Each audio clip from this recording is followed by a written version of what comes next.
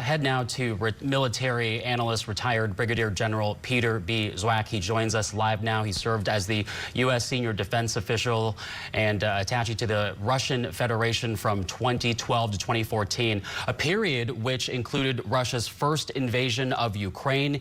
He also served in West Germany, Kosovo, South Korea, and Afghanistan. General, thanks for being here. We appreciate it. Thank you for having me. All right, so let's get your just initial reaction to this decision from the Biden administration to launch these retaliatory attacks. Yes, I am glad that we took a deliberate approach after the tragic loss of our 3 service members in Jordan, and took several days to really do the targeteer work, and not just Russian pell-mell hours afterward, day afterward, because they obviously spent a lot of time and have hit now in a seemingly well-planned attack. God, it seems there's a little bit of the feel of the preamble to Desert Storm 30 years ago, but no ground forces. So they did it, and they hit it with fighter bombers, Tomahawk missiles, B-1 Lancer bombers with their own precision capabilities. They hit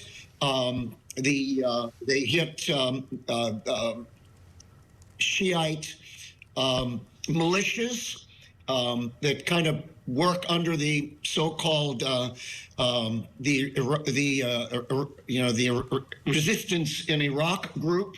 And maybe most notable, friends, is they went also after Iranian Revolutionary Guard, right, IRGC, personnel that had been there funding and training and organizing there in multiple locations. And if there were ever a clear signal sent to Iran, we're serious. However, last point, we did not cross any lines into Iran.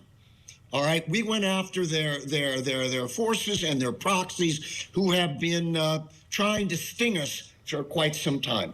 Well, and you say it reminds you somewhat of the opening stages of Desert Storm, and the concern here has been, will this become a wider conflict in the Middle East? What's Iran's response?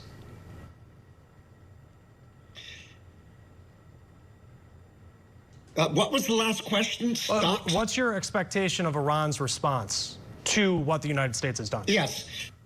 Yes, I think that they've been served a pretty hard message. We've gone after their elite, if you will, special operations guys who are working in Syria and Iraq. That is a hard message. We can do more. They know it. I'm sure that a back channel message, a hard message, has been once again sent to Tehran, that, hey, you play this game, and you know, we've got a bigger stick. We don't want to do that, and so we are going to savage and nail and hurt and take away capabilities to launch drones, infrastructure, command and control, all the things that they have as infrastructure and support for the front end, which are these Shia militia fighters that couldn't do any of this without support from Iran, and the mechanism is the RGC. Yeah. General, Secretary Austin didn't mince words the other day when he was referring to these Iranian-backed militias, talking about acknowledging that they have a lot of capability, but also saying that America has a lot more. Well, that's exactly right. And nobody wants to look the United States in the eye and get into a fist fight.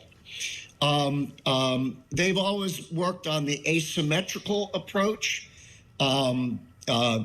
jabs, punches, pokes, stings, but not head on. And this was coming. Just the law of probability there was eventually going to be a strike, a drone strike, a missile strike that would kill our U.S. Force, some of our U.S. forces. That happened. By the way, I also appreciate the fact that we were able to honor the soldiers coming home and only launched the attack after that. No, Iran and the proxies, they know they're into something now. We have, and getting at SecDef's Austin's point, again, when pushed, we are the most frightening kid on the block, but we don't want to do that. It's their call. And to your point, General, just getting a statement in from the White House, from President Biden, at the end of it, we'll actually get to that statement here momentarily, but saying that he does not want further conflict in the Middle East, to your point, General.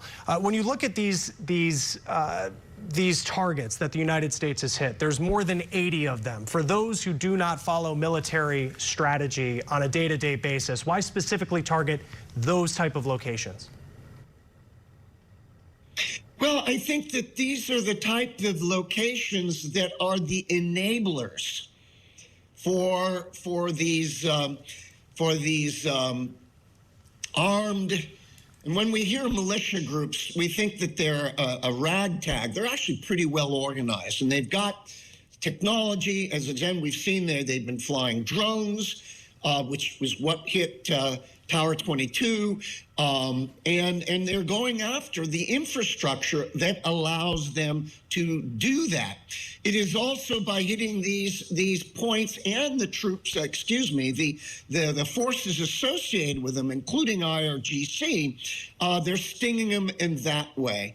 And so, workshops, drone building facilities, maintenance, training, command and control, intelligence. These are the enablers that allow forces at any level, in any country or organization, to prosecute a fight. And so we are looking to chop those legs out underneath.